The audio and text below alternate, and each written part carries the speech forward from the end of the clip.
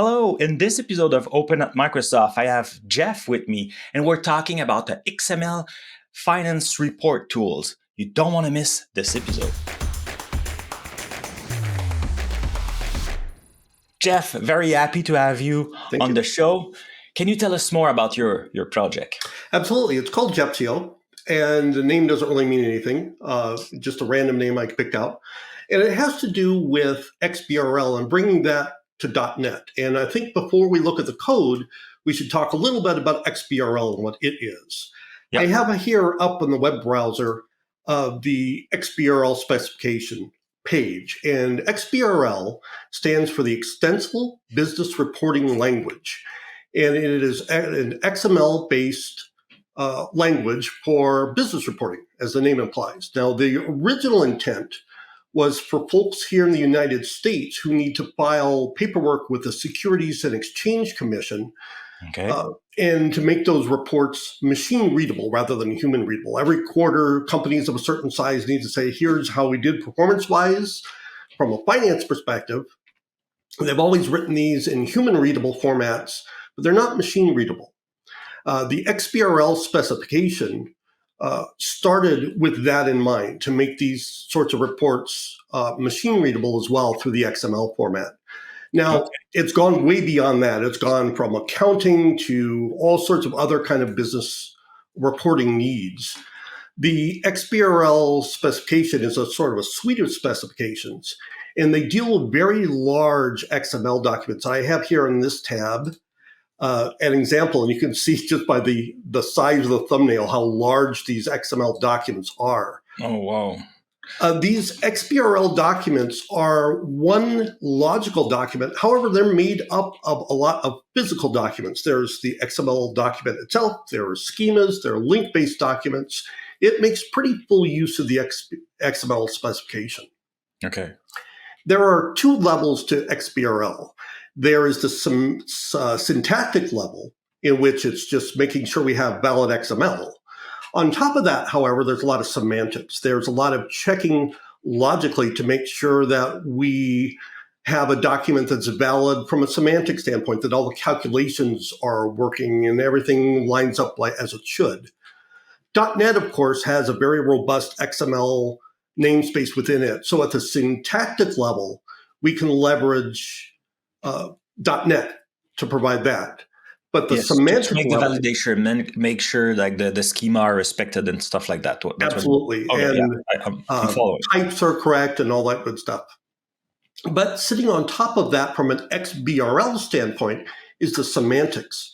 It's the calculations and all the link bases and making sure that footnotes are actually referenced appropriately. That part is not obviously part of .NET, and that is what my open source project is all about. It's bringing those semantic levels of XBRL and that checking, that validation, the exposure of that data as an object model to people who want to build XBRL applications. Okay, yeah, I understand. So it is really making sure that all that logic, like implementation, is respected. Right, absolutely. Okay. The nice thing about what I've tried to do with this open source work is to make this open source work headless. It is a pure .NET assembly. Now, the advantage of that is that because it's a pure .NET assembly, it is the document in a document view paradigm. I can use it in a lot of different contexts. And I'd like to switch over to Visual Studio Code to just talk through a couple of those contexts. Yeah. I'm going to go over here and we'll talk about this.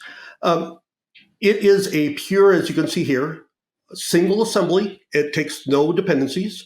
But what I've got here is a couple of examples of a PowerShell, because now with PowerShell and Gepsio, I've just made XBRL scriptable. And what I can do is I'm going to run this. I've got here a document, an XBRL document, purely referenced by its URL. And I'm going to load it with my XBRL document class. And then I'm going to check its validity. Now, this is going to check as, again, its syntactic validity, but also its semantic validity. Now, if I run this, it's going to go out to the internet, going to pull that document down and all the related documents. Remember I said before that, Yeah, there were a bunch of links and stuff. right, Yes. and Gepsio figures all that out. You don't need to specify all of those. In Oh, this that's nice. example, we're Yeah. looking at a syntactic and semantically valid XBRL document. And just to show, it's going to spit out a bunch of the facts, the pieces of information in that document. Oh, that's nice. I do have also an invalid case to show that if I'm going to do something that's semantically invalid, that Gepsio is going to report on that too. It's here's a bunch of footnotes that don't exist. So it's that semantic efforts are there as well. Okay, so those fact with like I'm assuming it's a GUID or a code. So as Yeah. a user, that should mean something, or should I like Right. What it's search saying that here is error? that there is an attribute that says, hey, you should find a footnote. So Gepsio says, okay, well, I'll go look for that footnote. It goes over to another part of the XBRL document and it can't find the reference, can't Okay. find the actual footnote. So that reference is broken. And that's what makes that invalid. Say, hey, you got bookmarks or footnotes in here that are supposed to be here that are not. So No, that makes sense. That's cool. another example is Python. You know, a lot of people use Python. There's a separate package that makes Python work with .NET. It is called PythonNet. It's separate. Gepsio doesn't come with it. It's just something separate. But with PythonNet and the Gepsio package, I can write Python and have that work with Python as well. So I can simply say py xbrl.py and have that run. And now it's going to do the same thing. It's going to load the document from the internet, and it's going to come back and it's going to print out some of the counting information that's in the document. So just a quick example of Python working with XBRL as well. That's nice. I love those libraries who cross, between languages. Right, From absolutely. Python to .NET to Python, like moving. I like because sometimes it's true that you really want a tool and it's not in your current programmation language, or you don't know that language, but you still want to use that library. So it's nice that it's possible, and that make your project available to so many more than just .NET. That's Absolutely. nice. Go where the people are. And lots of people love Exactly. Python. I love those. Yeah. Okay, that's great. Final example is Blazor. Now we can build even more complex applications. And here's just a prototype example of something I've got running in Blazor. Again, since Gepsio is headless, I can run this anywhere. So I'm going to go back. I'm going to load this within a Blazor application. Gepsio is kicking in because Gepsio is now nicely built in with Blazor and all the goodness that I get from Blazor and .NET. And now I say, okay, great. It's valid. I've checked my validity. I've checked syntactic validity, semantic validity. I know I've got context and facts and all the goodness that comes out of XBRL from within Blazor as well. Oh, it is very interesting. So you just load that as a process and load some model in Blazor and show that? Is it how it works behind the? Absolutely. I can go back to Visual Studio Code and show that. I just have a quick load.razor page. And down at the bottom, I've got an XBRL document that I'm supplying as a cascading parameter within Blazor. So now I can take this XBRL document, load it here, and make that same variable available to all my other pages within my Blazor application, because each page now is loading a specific part of the XBRL document and doing all of its work within that one page.